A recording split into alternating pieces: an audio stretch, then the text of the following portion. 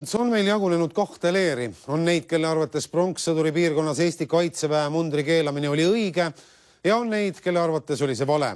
Samamoodi on eriarvamusel poliitikud. EKRE juhid peavad lausa arusaamatuks, kuidas selliseid otsuseid tegev valitsus üldse tegutseda saab.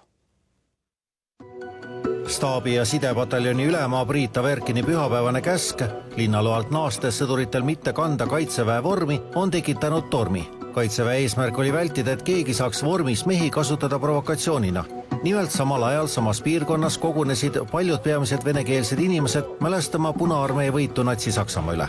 Provokatsiooni vältimise soov tekitas aga teistpidise reaktsiooni. 9. mail mitte lihtsalt ei tehta midagi välja 2+2 reeglite või muude korrakaitsereeglitega, aga lisaks sellele öeldakse meie oma sõduritele, et ärge pange igaks juhuks vormi selga, äkki keegi mõistab valesti. Et minu meelest siin ei ole midagi võimalik valesti mõista. Et Eesti riik on Eesti riik, Eesti riigil on oma kaitsevägi ja me seda kuidagi ei häbene. Riigikogus pidi täna peaminister andma aru, miks kaitsevägi oma vormi varjata soovitas. Kaitseväe vormi kasutamise üle otsustatakse kaitseväes ja kaitseväe ülem on selle kohta andnud selgitusi, et see ei ole täitevvõimu ülesanne.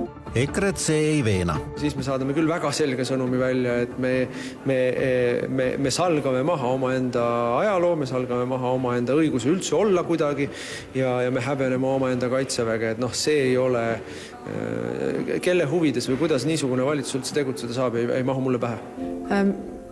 Nii nagu mina aru saan, siis vorm on ette nähtud ikkagi sinu kohustuste täitmiseks sõjaväelasena. Kui sa oled eraisik, siis kannad teistsuguseid riideid, aga nagu öeldakse, see ei ole siis valitsuse kommenteerida. Kui peaminister end teemast pigem distantseeris, siis teise koalitsioonipoliitiku Oudekki Loone arvates tegi kaitsevägi õigesti. Tema ise oli ka üks neist, kes pronkssõdurile pühapäeval lilli viis.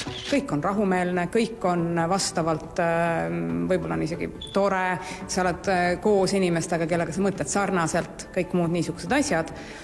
Ja siis järsku hakkab tekkima sinu lähedale inimesed, kes on sõjaväevormis, sest ega nad ju ei tea, et tegemist on tagasi väeossa pöörduvate sõduritega, et see käib plakat käes, lähen väeossa, et see nagu oleks ka rumal.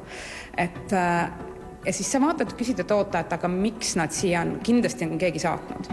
Kaitseväe juht Martin Herem lisas sel nädalal, et tema ise on arvamusel, et sidepataljoni ülema käsk sõduritel 9. mail mitte vormi kanda oli üle pingutatud ja tänases olukorras sellist käsku rohkem andma ei peaks.